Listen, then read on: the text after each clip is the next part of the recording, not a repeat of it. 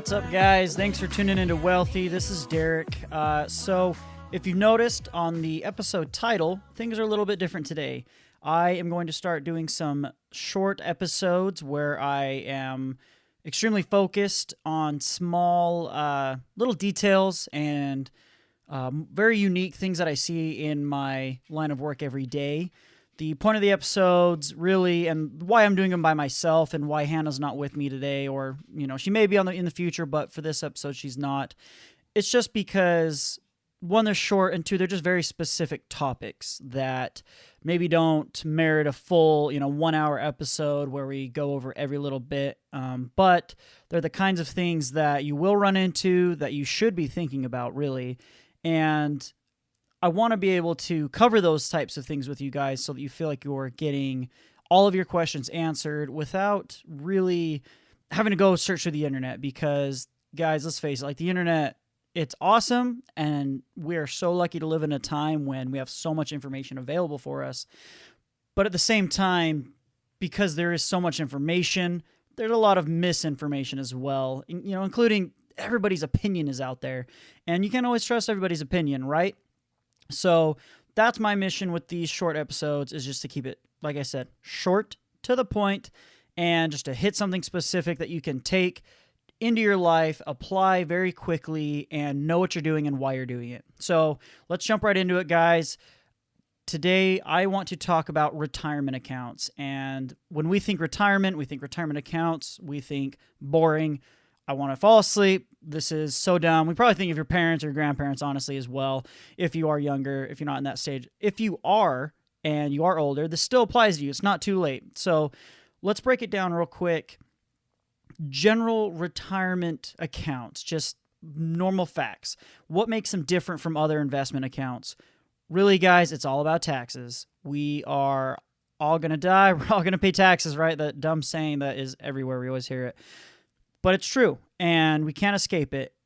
And in the end, when you're looking at retirement, you are looking to have every penny available that you've earned over your life, right? You have spent so much time and effort to save and prepare to live a happy and relaxing retirement. So you need to maximize your benefits at the end. And Uncle Sam always takes his cut. Well, there are a couple ways that Uncle Sam has allowed us to keep a little bit more of that cut for ourselves, and those are retirement accounts. What makes them special from other regular brokerage accounts, guys, is their tax treatment when you take them out of the account. So what I mean by that is, you hear the words traditional IRA and Roth IRA, as well as, 401k. If you are an employer, you work for a school district, teacher, things like that. There are things like 403b is another type of account. It's very similar to a 401k. Real quick, where that name comes from, 401k, it's just the section of the tax code that the account falls under for how it is managed and handled tax-wise. So if you ever wondered why is it called a 401k, it's go into the tax code section 401, subsection K, that's this type of account. So anyways, these retirement accounts, they get special treatment when you retire. Right now, the official retirement age is 59 and a half. So once you hit 59 and a half, you can start withdrawing your funds or contributions from your retirement account. And why is there that age? Because all along, right, let's say you are just starting your life, you're in your 20s, whatever, you're doing great. You're like, I'm going to start saving for retirement. Awesome. You need to have a retirement account. And a lot of people make this mistake by not starting a retirement account or starting to fund it until they're in their 30s, maybe even 40s. I've even seen later at work, guys. And it kills me every time because I know so much potential has been lost and wasted. It's like that episode where we talked about compounding and how time just amplifies the money that you're receiving out of your accounts. Because let's face it, that's what we all want. We want money. We're trying to use these accounts to get more money for us. And I see every day at work people coming in and they don't understand these accounts. And it literally can cost people millions of dollars. And I'm not trying to be dramatic. Like I said, I see this where I see people have, oh yes, we have spent the last 30 years. We contribute. My wife and I, we've done so good. Look at this. We've got $150,000. And I'm staring at cash. $150,000 cash, which great, awesome. That sounds great. But if you over the last 30, 40 years have been saving up $150,000 worth of cash, if that had been invested, even at a modest rate of return, the S&P 500 returns a rate of around 10 to 12 to, if you want to work the numbers right, 16%, right? When we do our math on the show, I always go on the very conservative side to be as realistic as possible.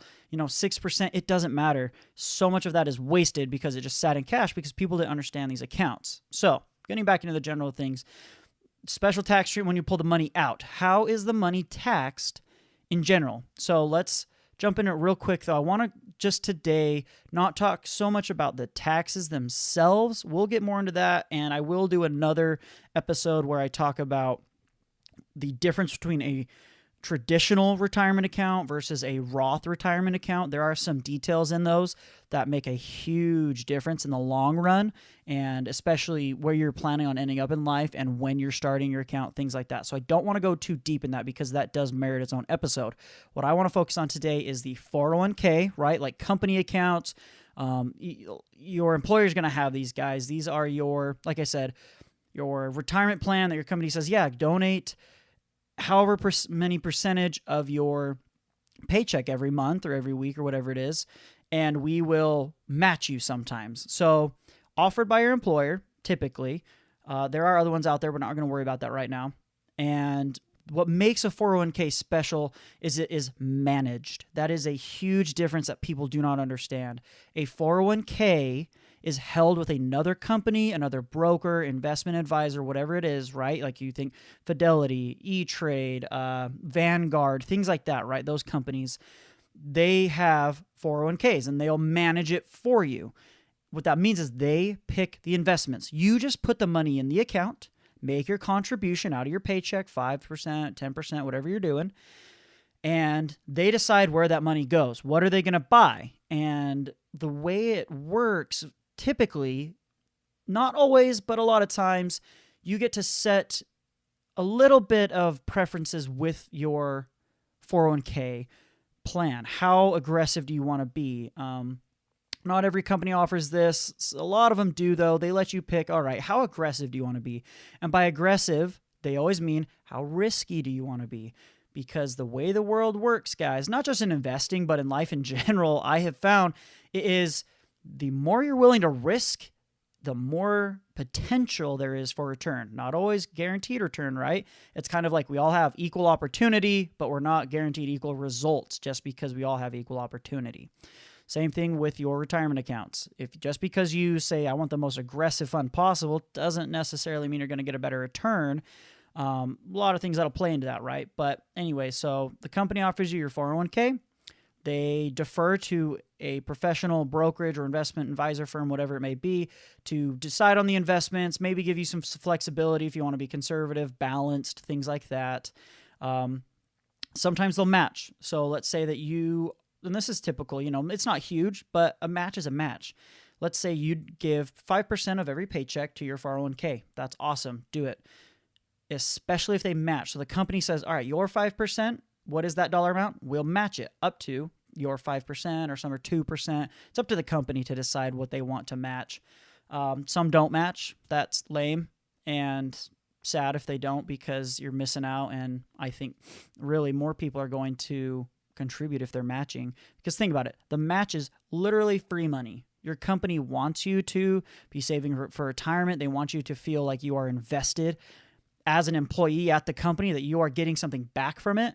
So by them matching, they're incentivizing you, saying, yeah, look, like you have been here, you've got your 401k, it's growing. We're going to make this even more awesome. We're going to match your 5%. You're getting free money.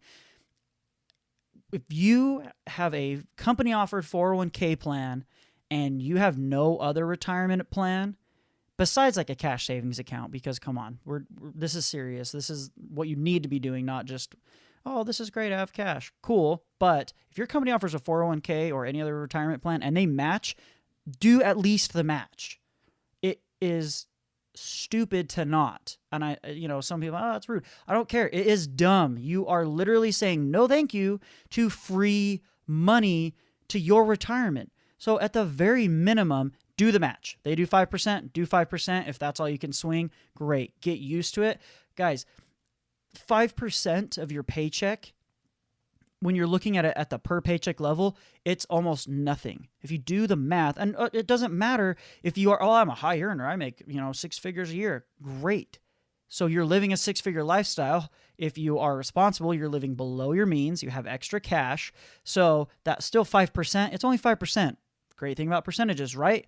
Your 5% may be a greater dollar amount, but it's still only a little 5% of what you're used to earning is just going to get taken out. You probably won't even notice it. That's coffee money. It's drink money. It's, one less movie maybe. Come on. It's nothing. But in the end, you're getting free cash for just putting it away. You're not giving it away. That's what people don't realize a lot of times as well. They have this weird mentality about, well, I don't want to put it in my retirement account because I need that money. It's still your money. You're not losing it. You're just saying you're going to use it later.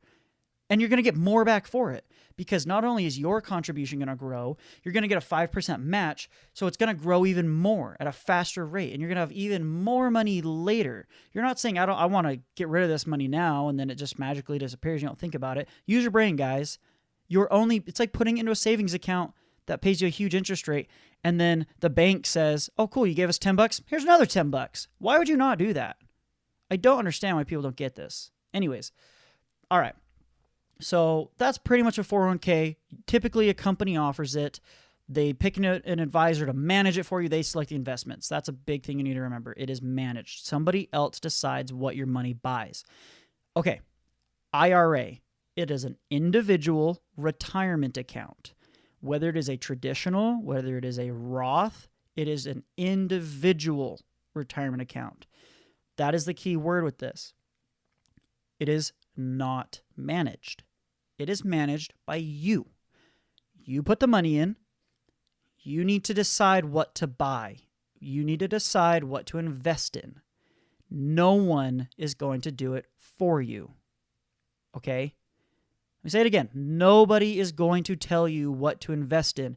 Nobody is going to place the orders to purchase the securities or other investments for your retirement account. I have had arguments with clients, especially during tax season when people are looking at their retirement accounts more closely and reporting things, that they will call in and they will say, hey, why isn't my IRA moving? I donated $6,000.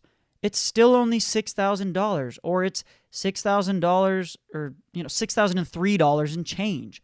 Why is it growing so slow? Your IRA sucks. Oh, does my IRA suck? Or do you not understand what an IRA is? Let me spell it out for you. It is an individual retirement account. It is yours. No one else is touching it. So yeah, your cash has sat and done nothing. And it's interesting because when I try to help clients with this, obviously I'm much more polite and kind about it at first, but they want to fight me on this and they don't understand. And guys, you need to be okay with not knowing everything, especially with this kind of stuff, because you are only hurting yourself and shooting yourself in the foot. This is a conversation I've had with somebody before. I said, yes, I see your IRA. That's great. It looks like you have about $15,000 that's not invested. And the client says to me, no, it is. It's in my IRA. I just contribute a little bit of my paycheck every month to my IRA. I said, okay, I see that. That's great. It's wonderful. That is awesome. Keep doing that. But your cash is uninvested. It's just hanging out in the account as cash. If you want to see it grow, you need to invest it in something. Oh, I am. It is invested. It's in my IRA. And you know how you can, we read people's tones. The person is telling me this as if I don't understand that they're investing in the IRA. And it was almost hard not to laugh, but in that kind of pained laugh where you're thinking, oh, please let me help you because this is so ridiculous and it would be so easy to fix this and improve your life and make things better for you. But they're so stubborn. And I feel bad, and I felt bad at the time, especially because this client really refused to have any more of the conversation. It was, no, I am investing in my IRA. I put a certain amount every paycheck, every month into my IRA. And that's it. You don't understand. So, I can't force people to learn. I can't force people to open their minds a little bit and be willing to listen. So, okay, yep, I see that. Wonderful. Well, keep it up. Good job, etc. Let's end the conversation. So that's the biggest thing, guys. Like I said, you need to decide what you're going to buy. Are you buying stocks, bonds, etc.? There are some brokerages out there where if it's not a 401k and you open your IRA, they can do the investments for you and have like a little managed account type thing. They're out there, but you just need to look at what your company or what your brokerage you're working with, what do they offer? Just opening an IRA in and of itself, going online and saying, oh yeah, my dad said Roth, so I opened a Roth IRA. And just because you do that doesn't mean anything's going to happen. It means you're depositing money into an account. That's literally it. So remember that. Also, it's 100% self-funded. There's no match. There's no company to match. Now it is like a real world bank. So ignoring my little example earlier of the great bank that matched your $10, a real world bank doesn't give a crap what you do. Maybe they pay you a little bit of interest, which, our interest rates, even though they have been going up lately, they're still the lowest they've been in decades. So really the interest is negligible. It's nothing. Same thing with you have uninvested cash in an IRA. It's doing nothing. There's no match. No one's giving you any money just because you're saving.